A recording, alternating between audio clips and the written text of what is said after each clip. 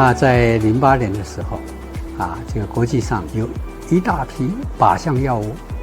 已经上市。那么靶向药物呢，它需要检测，需要这个对病人进行基因分析，所以这个呢是在国外也刚兴起，所以当时候看到了这个机会，所以在08年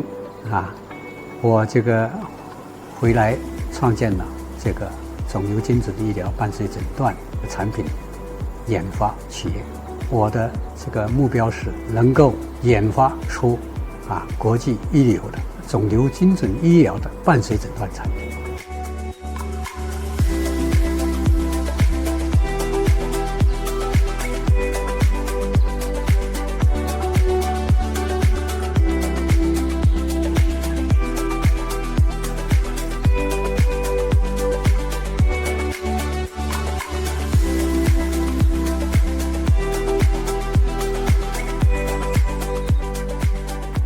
各级政府呢，